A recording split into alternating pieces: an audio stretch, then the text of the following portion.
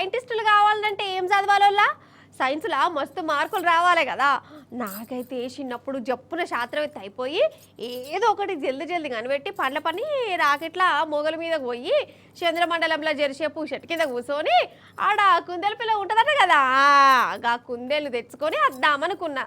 అంటే చిన్నప్పటి ఖయాళ్ళు గట్లుంటాయి. మరి నేను సైంటిస్ట్ అయ్యింది లేదు, రాకెట్ గాడికి పోయింది లేదు. కానీ అప్పుడప్పుడు మన సైన్స్ వాళ్ళు మొగల మీదకు రాకెట్లను ఉపగ్రహాలని తాపకోసారి పంపుతారు కదా. ఎందుకు పంపుతారో నా చిన్నది మాకు అర్థమే కాకపోయేది. కానీ ఇప్పుడిప్పుడే అంత సమజ్ అవుతుంది. మన టెక్నాలజీ ఇట్లా అవుతుందంటే మీరికి పంపిన మన ఉపగ్రహాలట కదా నడిపించేది. అయితే మన సైంటిస్టులు మళ్ళక రాకెట్ల ఉపగ్రహాన్ని కూసోబెట్టి మొగల మీదకి పంపిరు. మరి అది ఎట్లా పోయింది, ఏంది కథ, అట్లట్లా చూద్దాం రారి. అగో ఆడున్నది రాకెట్, అగో పోతాది. నేను లెక్క పెడతా 5 4 3. అగో మంటలు వెళ్తున్నాయి.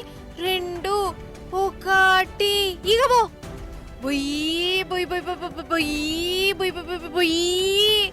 మంచిగా పోవే రాకెట్, మంచిగా పో, ఇజ్జత్ నిలబెట్టు. పోతాంది కదా. అమ్మయ్యా గెలిచినాము, మనమే తోపులం.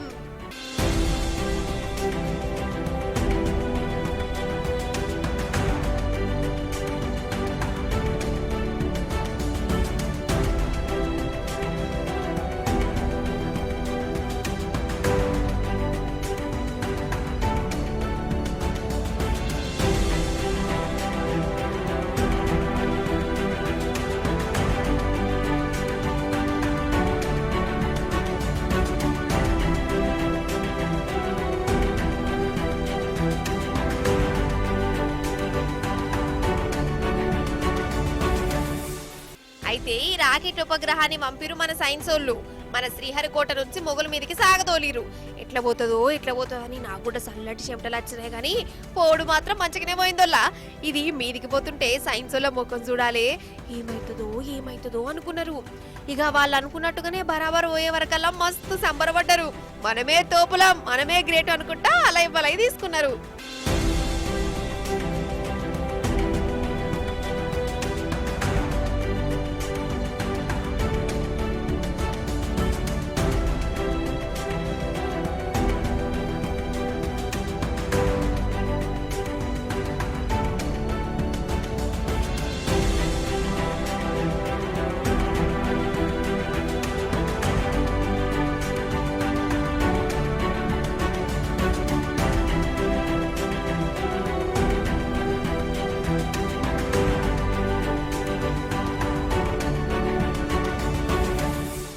సరే గాని అసలు ఈ సైన్స్ వాళ్ళు తాపొకసారి రాకెట్ ఉపగ్రహాలని మొగుల మీదకి పంపుతూనే ఉన్నారు. వాటితోని మనకేం ఫాయిదా వస్తుంది అని అనిపించచ్చు. అయితే ఈ ఉపగ్రహంతోని బాగానే ఫాయిదా ఉందట. ఇదట మొగుల మీదనే ఉండి మన భూమి మీద భూకంపాలు ఎప్పుడెప్పుడు వస్తాయి, మంచు ఎట్లున్నది, సముద్రం పెరుగుతుందా తగ్గుతుందా ఇవన్నీ చూస్తుందట. చూసి సైన్స్ వాళ్ళకి చెప్తుంది. ఇక 12 రోజులకోసారి భూమి ఎట్లా మారుతుంది, వాతావరణం కథ ఏంది, ఇవన్నీ అందుతుందట్లా. సరే మంచిది పట్టుడి.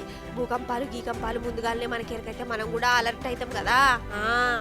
అయితే మన సైన్స్ వాళ్ళు ఇట్లా దూసుకపోతే ఆస్ట్రేలియా సైన్స్ వాళ్ళు ఇదే రోజు తుస్సుమన్నారు కాదోలా.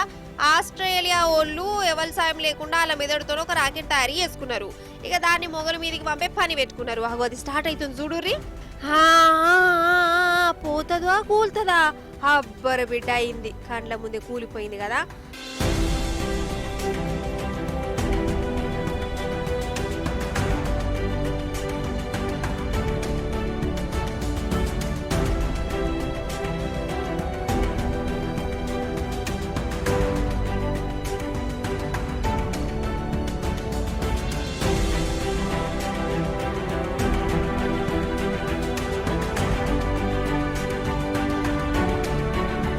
ఇంట్లో ఏం తక్కువ ఉన్నదో, నట్లు సక్క ఫిట్ చేయలేదా, పెట్రోల్ మంచిగా పోయలేదా, గేర్లు బరాబర్ వల్లేదా, ఏందో గానీ ఈ రాకెట్ ఇట్లా తుస్సుమని కింద పడుతూనే వాళ్ళ ఇజ్జత పోయినట్టు అయిందట.